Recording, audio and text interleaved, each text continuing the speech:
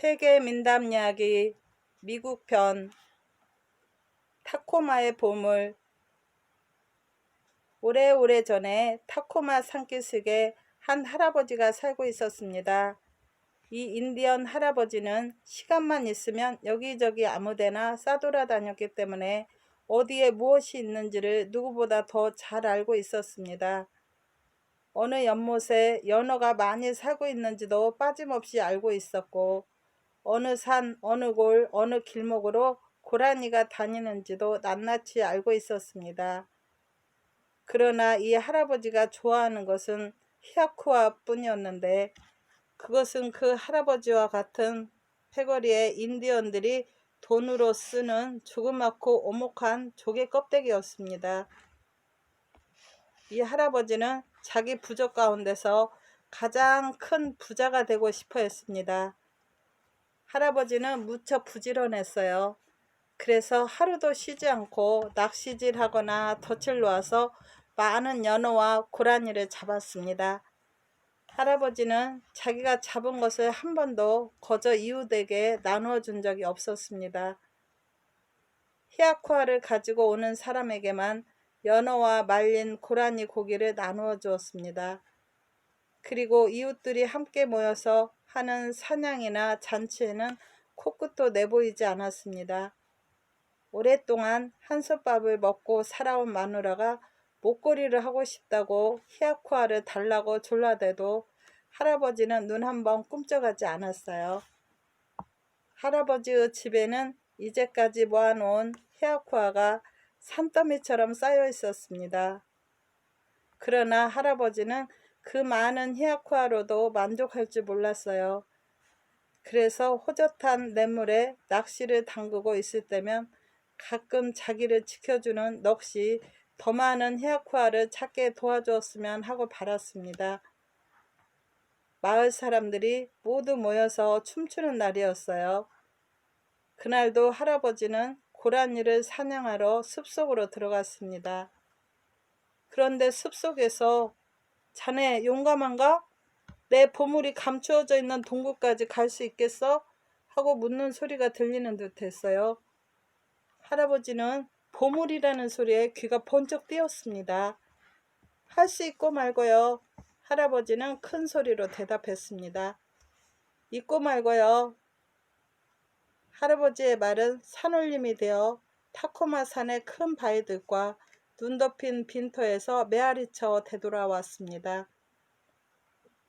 그럼 잘 듣게. 그 목소리는 나지막하게 속삭였어요. 할아버지는 자기를 지켜주는 고라니 넋이 히아쿠아가 무더기로 묻혀있는 곳을 알려주는 동안 다소곳이 귀를 기울였습니다. 어치새가 울어대는 소리를 듣고 할아버지는 홀린 상태에서 벗어났어요. 집에 돌아온 할아버지는 보물을 찾으러 떠날 준비를 갖추었습니다. 사람들을 지켜주는 넋들은 사람들이 스스로 할 수 있는 것까지 대신해서 해주지는 않기 때문이에요. 무슨 일인지 궁금해하는 마누라한테 맞불이나 캐오라고 내보내고 난 뒤 할아버지는 커다란 고라니 뿔 한 쌍을 꺼내서 끝이 둘로 갈라진 삽 2개를 만들었습니다. 다음에는 연기로 그을린 연어와 말을 꾸리고 검은 돌 담뱃대에 넣어 퓨올 키니퀴노프 쌈재에 가득 채웠습니다. 모든 준비가 끝났어요. 할아버지는 활과 화살과 고라니 뿔로 만든 삽을 등에 지고 저녁 어스름 때 길을 떠났습니다. 맞뿌리를 캐가지고 집으로 돌아오던 할아버지의 마누라는 할아버지가 산속으로 사라지는 것을 보았어요. 할아버지는 그날 밤과 다음 날은 줄곧 낯익은 길을 따라갔습니다. 고라니와 사슴이 나무 사이에서 튀어나와 할아버지 곁을 지나가도 거들떠보지도 않았어요. 시냇물에서 꼬리치며 놀고 있는 연어들도 건드리지 않았습니다. 둘째 날 밤에 할아버지는 타코마 산 눈 덮인 산봉우리 바로 밑에 천막을 쳤습니다. 타코마 산의 눈은 여름에도 없어지지 않고 산봉우리 언저리에 수북히 쌓여 있었습니다. 산에서 불어오는 바람에 뼛속까지 오는 것 같았지만 할아버지는 사냥꾼에게 들키면 어쩌나 하는 걱정 때문에 불도 피우지 못했습니다. 달이 떠오르자 할아버지는 짐을 챙겨서 다시 길을 나섰습니다. 잠깐도 한눈 팔 새 없이 할아버지는 희미한 달빛을 받고 내쳐 걸었어요. 동틀 무렵에 할아버지는 타코마 산 꼭대기에 오르게 되었습니다. 거기 새하얀 눈으로 가장자리를 두른 커다란 분지 안에 푸른 바위가 병풍처럼 둘러싸고 있는 검은 호수가 있었습니다. 호수의 동쪽 끝에 있는 바위 선반에는 3개의 커다란 돌비석이 서 있었어요. 먼동이 터올라 하늘로 빛이 솟은 파수꾼들을 비추자 햇빛을 받아 돌비석들이 눈부시게 반짝거렸습니다. 할아버지는 한참 동안 넋을 놓고 그 돌비석들을 바라보다가 가장 가까운 곳에 있는 돌비석으로 다가갔어요. 그 돌비석의 꼭대기는 꼭 연어 대가리처럼 생겼습니다. 할아버지는 연어를 그다지 좋아하지 않았기 때문에 둘째 비석에로 발길을 돌렸습니다. 둘째 비석의 머리는 마뿌리처럼 둥글스름하게 생겼습니다. 할아버지는 다시 고개를 절레절레 흔들고 3번째 비석이 있는 곳으로 갔습니다. 3번째 비석은 마치 이른 여름철 고라니 머리에서 움터오른 가지친 뿔과 같았어요. 고라니는 할아버지를 지켜주는 넋이었기 때문에 할아버지는 이 3번째 비석을 좋은 운수를 나타내는 것으로 보았습니다. 할아버지는 등에 진 망태를 땅에 던져놓고 삽들을 풀었습니다. 그리고 그 비석 곁에 있는 얼어붙은 눈을 파기 시작했어요. 눈에 첫 삽질을 하자마자 할아버지는 등 뒤에서 벼랑간 푸 하고 소리를 들었습니다. 깜짝 놀라 돌아다 보더니 이제까지 할아버지가 본 수달보다 2배나 되는 아주 커다란 수달이 호숫가로 올라오고 있는 것이 아니겠어요? 그 수달은 할아버지와 눈이 마주치자 멈칫하더니 꼬리로 힘껏 눈을 쳤습니다. 그 소리에 따라 1마리, 2마리, 3마리, 4마리 모두 12마리의 수달이 호수에서 기어나왔습니다. 맨 처음에 올라온 우두머리 수달이 할아버지를 둘러싸고 빙빙 돌자 나머지 수달들도 따라서 빙빙 돌았습니다. 그러고 나서 우두머리 수달은 고라니 머리처럼 생긴 비석이로 펄쩍 뛰어오르더니 뿔 사이에 앉았습니다. 그러자 수달들은 모두 커다란 소리로 푸 하고 합창을 했습니다. 할아버지는 삽질을 하다 말고 우두커니 서 있었어요. 할아버지는 이제까지 한 번도 이런 수달들을 본 적이 없었던 것이지요.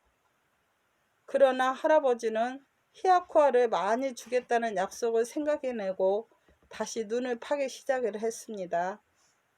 1번, 2번, 3번, 4번, 13번, 13번째 삽질이 끝나자마자 비석 위에 있는 수달이 꼬리를 탁 쳤습니다.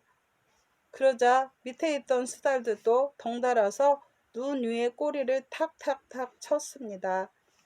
할아버지는 깜짝 놀랐으나 보물을 캐내는 일이 급했기 때문에 잠자코 다시 눈을 파기 시작을 했어요. 1삽, 2삽, 3삽, 4삽, 13삽. 그러자 또 비석 위에 앉아있는 수달이 꼬리를 탁 치고 덩달아서 밑에 있는 수달들도 눈을 꼬리로 쳤습니다. 이렇게 수달들은 할아버지가 13번 삽질을 할 때마다 꼬리로 바닥을 치는 것이었어요. 쉬지 않고 삽으로 그 눈을 파내던 할아버지는 너무나 힘이 들어서 잠깐 허리를 펴고 한숨 돌리려고 했습니다. 그러나 할아버지가 허리를 펴자마자 우두머리 수달은 빙 돌더니 꼬리를 휘둘러 할아버지 어깨를 힘껏 내리쳤습니다. 그러자 나머지 수달들도 우 몰려들어 할아버지를 꼬리로 마구 때리기 시작했어요. 할아버지는 어쩔 수 없이 다시 삽질을 시작을 했습니다. 할아버지가 다시 지쳐서 쉬려고 들 때마다 똑같은 일이 일어났습니다. 할아버지는 숨을 헐떡거리고 허리가 부러지는 것 같았지만 수달들의 꼬리, 매가 무서워서 계속해서 눈을 파내지 않을 수 없었어요. 너무 힘들여서 팠기 때문에 곧 할아버지는 고라니 뿔로 만든 삽을 부러뜨리고 말았습니다. 그러자 우두머리 수달은 비석에서 펄쩍 뛰어 내려오더니 망태를 뒤져 입으로 두 번째 삽을 꺼내 들었습니다. 우두머리 수달은 그 삽을 할아버지에게 갖다 주고 나서 부러진 삽을 입에 물고 다른 수달들에게 가서 그 부러진 삽을 두루 보여주었습니다. 이 이상한 행동에 할아버지는 어안이 벙벙해졌지만 새로운 삽으로 말없이 다시 눈을 파기 시작을 했어요. 눈을 다 파내자 바위가 드러났습니다. 위에 있는 바위들은 편편하고 납작납작했습니다. 그 바위들을 다 걷어내자 이번에는 비늘 같은 돌들이 나타났어요. 나중에는 비늘 같은 돌들이 어찌나 얇든지 들치자마자 돌들은 부스러져 내렸습니다. 그 돌들을 말끔히 걷어내자 커다란 네모꼴 구멍이 보였습니다. 그것은 가장자리까지 히아쿠로 가득 찬 구덩이였어요. 히아쿠아가 어찌나 많은지 할아버지는 스스로의 눈을 믿지 못할 지경이었습니다. 할아버지는 구멍이 얼마나 깊은지 보려고 구멍 밑으로 팔을 집어넣어 보았지만 아무리 깊이 밀어넣어도 바닥이 닿지 않았어요.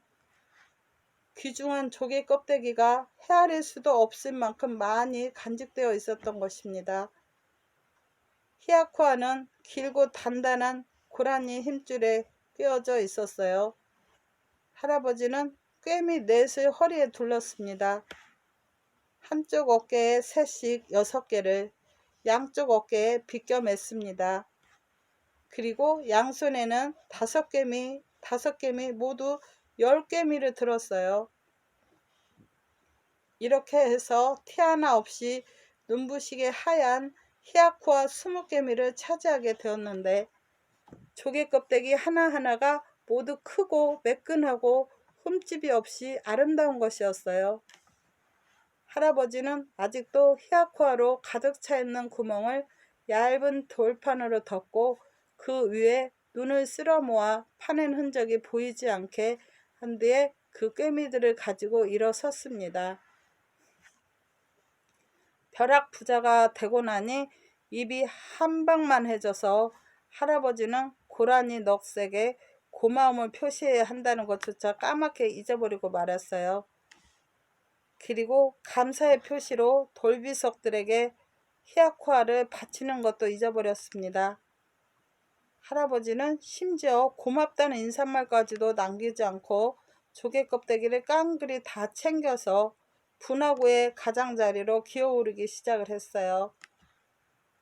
당장의 수달들은 푸 하는 커다란 소리와 함께 하나하나 검은 호수 속으로 풍덩풍덩 뛰어들었습니다.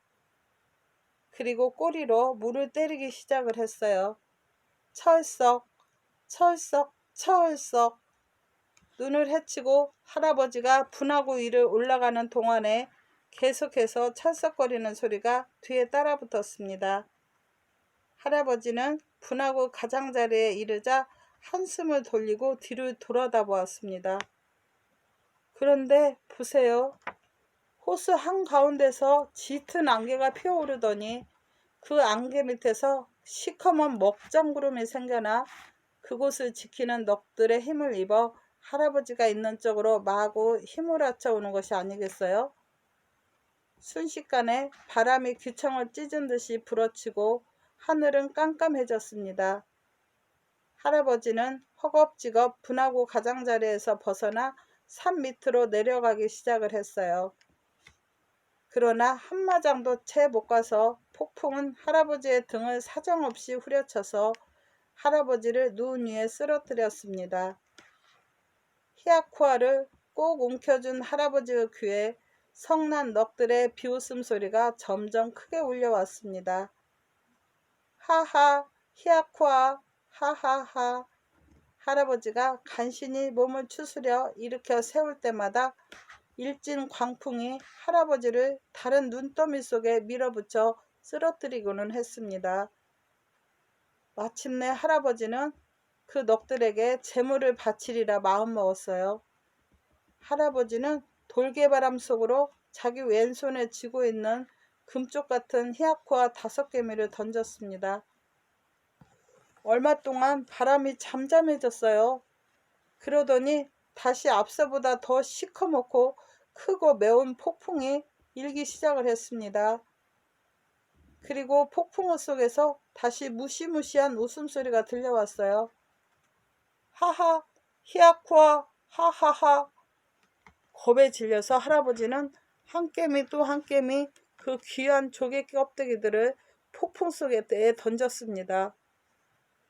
그럴 때마다 바람은 잠깐 동안 잠잠해졌으나 곧 이어서 보이지 않는 수달들의 푸우소리와 함께 폭풍이 다시 기승을 부리기 시작을 했어요. 마지막 남은 한 개미마저 어두워오는 밤속으로 내던지고 만 할아버지는 기진맥진해서 깊은 눈더미 위에 쓰러지고 말았습니다. 몸이 날아갈 것처럼 가뿐한데 할아버지는 눈을 뜨면서 이렇게 생각을 했어요. 할아버지는 어느 틈에 분화구로 올라가기 시작했던 바로 그 자리에 누워 있었습니다. 할아버지의 귀에는 떠오르는 햇살을 반기는 어치새의 즐거운 노랫소리가 들려왔습니다. 할아버지는 배가 고파서 맞뿌리와 담배 쌈지가 들어있는 망태를 더듬더듬 찾았습니다. 곁에는 고라니 힘줄로 엮은 망태줄도 있고 까만 곰방대도 있었어요. 그러나 망태도 맞뿌리도 잎담배도 간 곳이 없었습니다. 할아버지는 혹시 망태가 근처에 떨어져 있을까 해서 이리저리 둘러보았습니다. 그러나 망태는 보이지 않고 할아버지가 보는 곳마다 맞뿌리가 지천으로 있었습니다. 그리고 머리 위에는 피우기에 알맞을 만큼 익은 커다란 담뱃잎이 햇빛을 받아 반짝이면서 흔들리고 있었어요. 할아버지는 풀 밑에서 늘 들고 다니던 단단한 나무 지팡이를 찾아냈습니다. 풀을 지피고 맞뿌리가 익는 동안에 납작한 돌 위에다 나뭇잎을 말렸습니다. 할아버지는 아침밥을 먹은 다음에 자기의 꼴이 얼마나 험한지 보려고 바지를 살펴보았어요. 말짱했습니다. 그럴 리가 없다고 생각하고 팔을 뻗쳐보았어요. 저고리도 말짱했습니다. 몸을 꼬아 궁둥이도 살펴보았는데 집에서 나올 때 그대로였습니다. 다음에는 지난밤에 폭풍에 밀려 여기저기 부딪히고 쓸린 기억이 나서 정강이를 걷어보았습니다. 멍들거나 긁힌 자국이 하나도 보이지 않았습니다. 팔꿈치 밑도 들여다보았는데 거짓말처럼 말짱했습니다. 옷에고 몸에고 아무 이상이 없었어요. 다만 오랫동안 걷지 못하고 한 군데 쭈그리고 있었던 것처럼 온몸이 뻣뻣할 뿐이었습니다. 머리에 깃들려고 하는 파랑새를 쫓아보내려고 손을 젓다가 할아버지는 머리카락을 만져보았습니다. 머리카락은 땀에 젖어 눅눅한 채로 등 위로 흘러내려 있었습니다. 오랫동안 조용히 앉아 곰방대를 피워물며 할아버지는 타코마 산을 올려다보았습니다. 할아버지는 자기 마음이 웬일인지 차분하고 느긋해졌다는 것도 느꼈습니다. 이제는 히아쿠아 따위는 조금도 아쉽지 않았어요. 그리고 이상하게도 마을 사람들이 그리워서 견딜 수 없어졌습니다. 할아버지는 곰방대를 톡톡 털고 자리에서 일어났어요. 그리고 마을이 있는 곳으로 내려오기 시작했습니다. 나무들이 이상하게 바뀐 것 같았습니다. 분명히 어제까지 다니던 길이었는데 어제만 해도 하늘 높이 쭉쭉 뻗어있던 전나무와 실삼나무들이 여기저기 쓰러져 길을 막고 있었습니다. 할아버지는 처음에는 태풍 때문에 그런 것이려니 하고 생각을 했어요. 그러나 그 나무들은 이미 뿌리가 썩어가고 둥지에는 이끼가 덮여 있었습니다. 할아버지는 해질 무렵에 자기 집이 있는 빈터에 이르렀습니다. 그런데 그 빈터에는 낯익은 오두막집 대신에 새로 지은 커다란 집이 서 있는 것이 아니겠어요? 집 곁에는 히아쿠아와 값진 진주 목걸이로 치장한 호호 백발 할머니 한 분이 모닥불 위에 연어 냄비를 얹어놓고 국을 끓이고 있었습니다. 할머니를 보는 순간 할아버지는 이 할머니는 내 마누라를 닮은 데가 있는데 어디서 먼 친척이 오신 모양이지 하고 생각을 했어요. 할머니는 국을 끓이면서 노랫가락을 흥얼거리고 있었습니다. 무정한 내 서방 나를 두고 떠났다네. 타코마 산 위로 나를 두고 떠났다네. 고라니 사냥하러 나를 두고 떠났다네. 나를 두고 떠난 서방 돌아올 줄 모른다네. 하루 가고 이틀 가고 봄이 가고 여름 와도 한 번 떠난 내 서방은 돌아올 줄 모른다네. 이제나 저제나 목 빠지게 기다려도 1년 가고 10년 가도 돌아올 줄 모른다네. 넋이라도 남았다면 내 곁으로 내려오소. 내 곁으로 내려와서 이 국을 나눠 먹세. 내 곁으로 내려와서 이 국을 나눠 먹세. 그제야 할머니가 누군지를 알아본 할아버지는 그동안 변함없는 마음으로 자기를 기다려준 할머니에게 달려가 할머니를 와라 껴안았습니다. 돌아왔네, 돌아왔네. 기다리던 할아범이 이렇게 죽지 않고 자네 곁에 돌아왔네. 내 어찌 자네를 잊을 수가 있겠는가? 자네가 끓여주는 연어국을 잊을 son가? 할아버지가 산 위에서 잠들어 있는 동안에 수십 년이 흘러갔던 거지요. 그동안 할머니는 할아버지가 돌아오기를 기다리면서 약초와 맞부리를 캐서 시장에다 내다 팔아 재산을 늘렸더랍니다. 그래서 새 집을 짓고 보석들도 마련했어요. 할머니와 마을 사람들은 얼마 지나지 않아 할아버지가 바뀐 것을 깨닫게 되었습니다. 10년이면 강산도 변한다더니 할아버지는 이미 옛날 할아버지가 아니었어요. 히아쿠만을 생각하던 할아버지는 이 세상에서 사라진 셈이지요. 돌아온 할아버지는 이웃들과 무엇이든지 나누어 갖기를 좋아하고 잔치가 벌어지면 누구보다도 흥겨워했습니다. 그리고 연어가 있는 연못으로 사람들을 데리고 가서 같이 낚시질을 하고 알려지지 않은 고라니 다니는 길도 자상하게 일러주었습니다. 그리고 할아버지는 산에 있는 동안에 무척 슬기로워졌기 때문에 곧 그 마을에서 가장 훌륭한 병 고치는 사람이 되었더랍니다.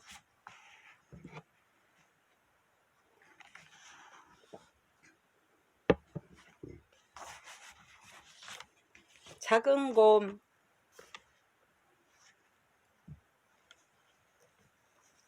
옛날 적에 할아버지와 할머니가 살고 있었는데 이 할아버지와 할머니에게는 딸이 셋이 있었습니다.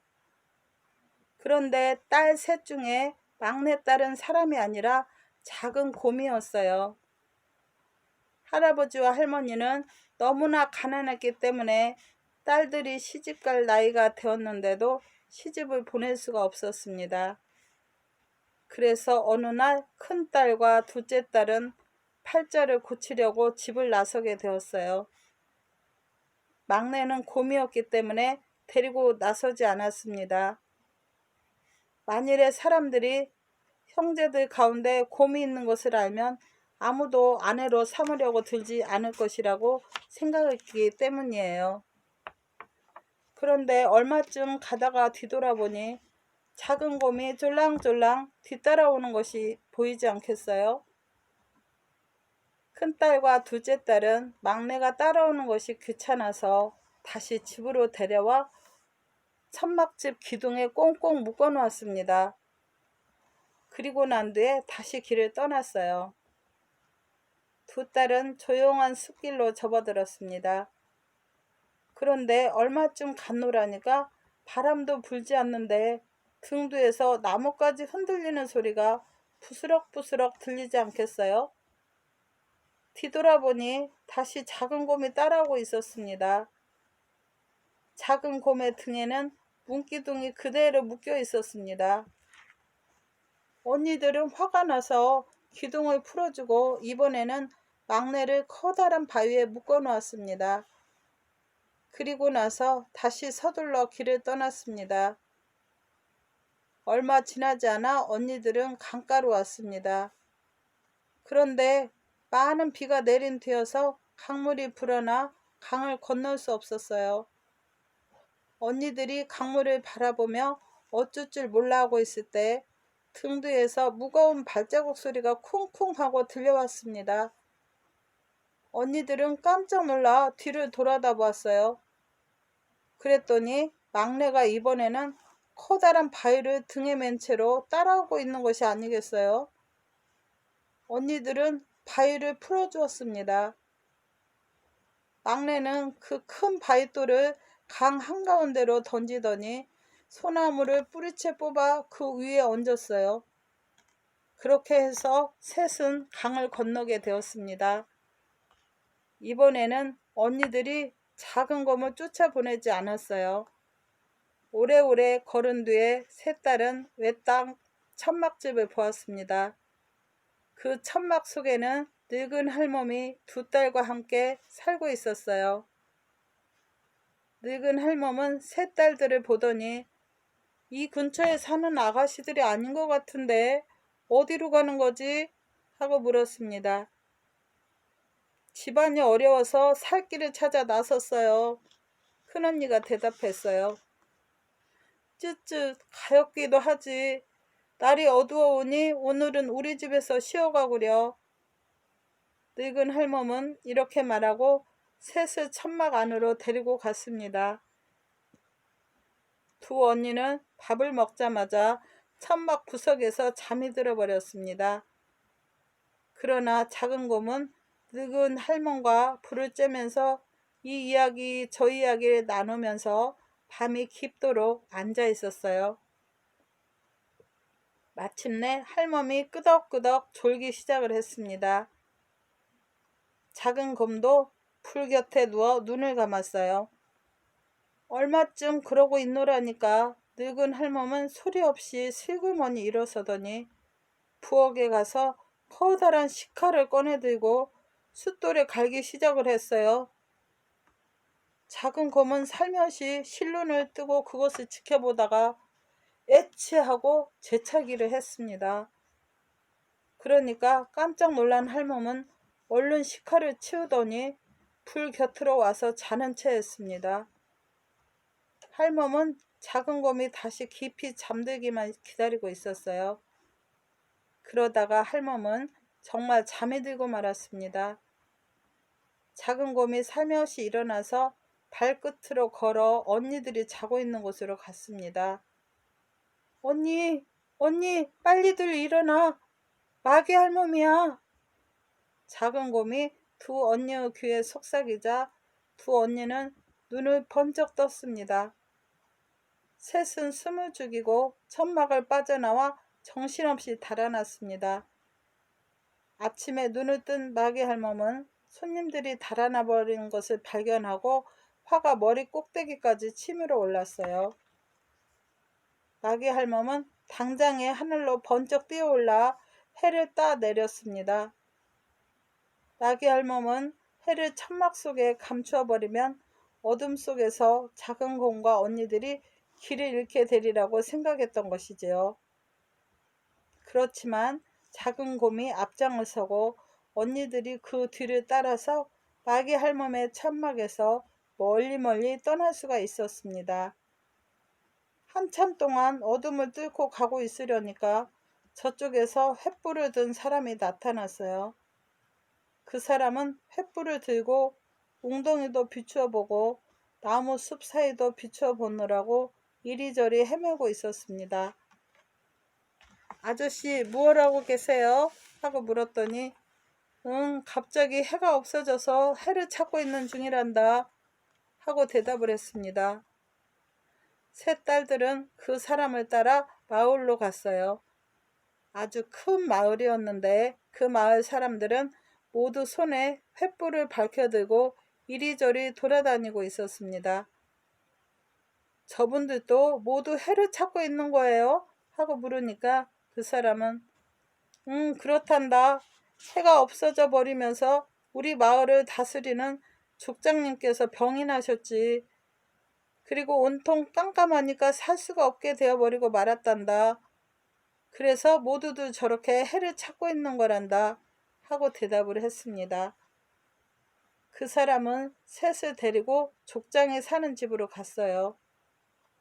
족장은 작은 곰이 사람처럼 말을 하는 것을 보고 또 그 곰의 부모가 사람이라는 말을 듣고는 작은 곰이 예사 사람이 아니라는 것을 알아챘습니다.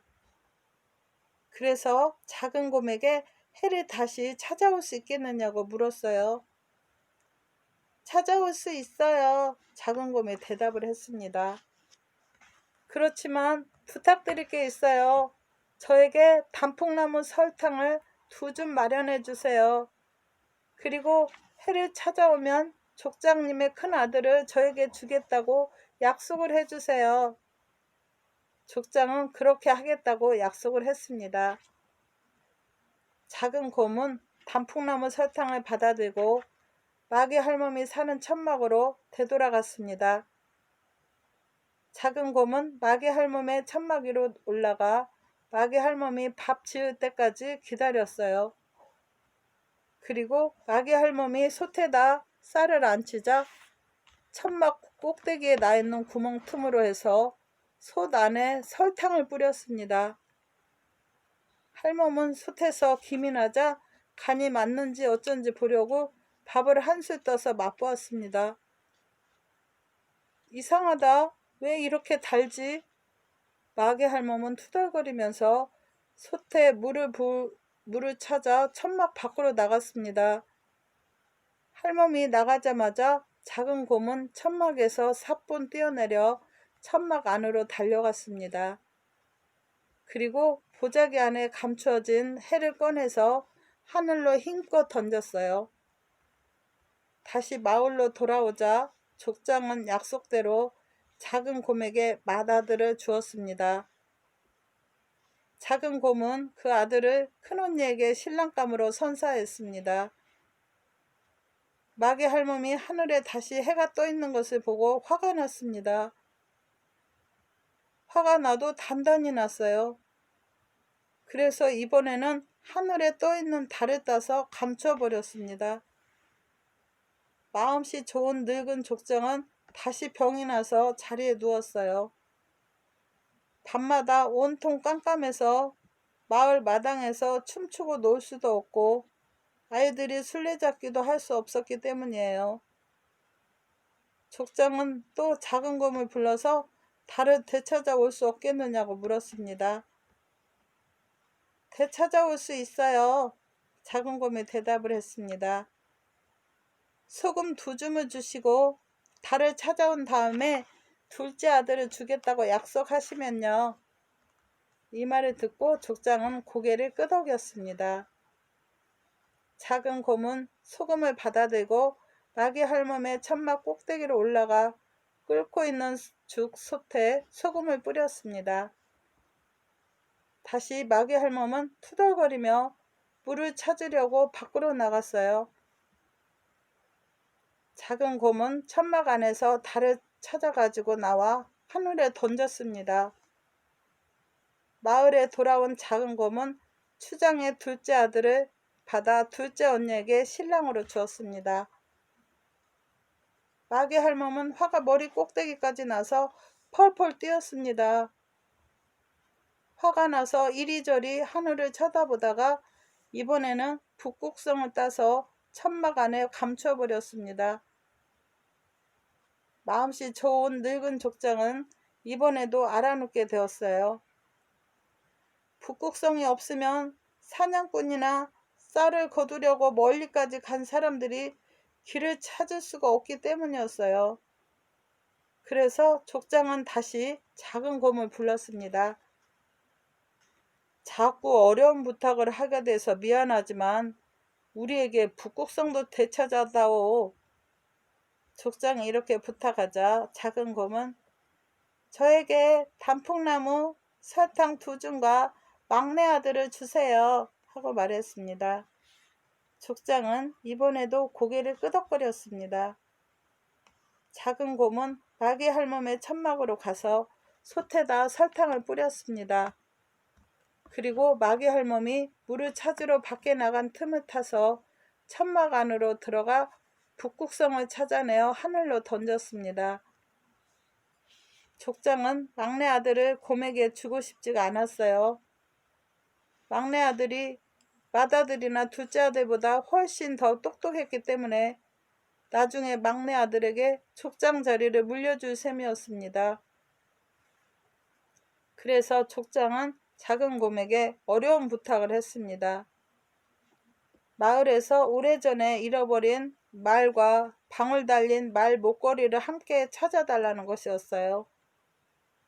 그 말은 마을 사람 모두가 아끼던 아주 훌륭한 말이었는데 어느 날 감쪽같이 없어져 버렸던 것입니다. 족장은 그 말이 아마 죽었을 것이라고 생각했어요. 그래서 작은 곰이 말을 찾을 수 없게 되면 그것을 핑계 삼아 막내 아들을 작은 곰에게 주지 않을 셈이었어요. 다시 작은 곰은 마귀 할멈의 천막집에 갔습니다. 이 근처에서 그런 짓을 할 사람은 마귀 할멈밖에 없다고 믿었기 때문이에요. 작은 곰은 전에 했던 대로 솥에다 소금을 뿌렸습니다.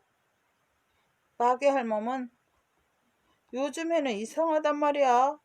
날마다 음식이 달았다가 짰다 하니 이제 내가 망령이 들었나? 하고 투덜거리며 물을 찾으러 천막 밖으로 나갔습니다. 작은 곰은 마귀 할멈의 천막 안에 있는 것을 모두 뒤졌습니다. 보따리도 끌려보고 찬장 안도 들여다보았습니다.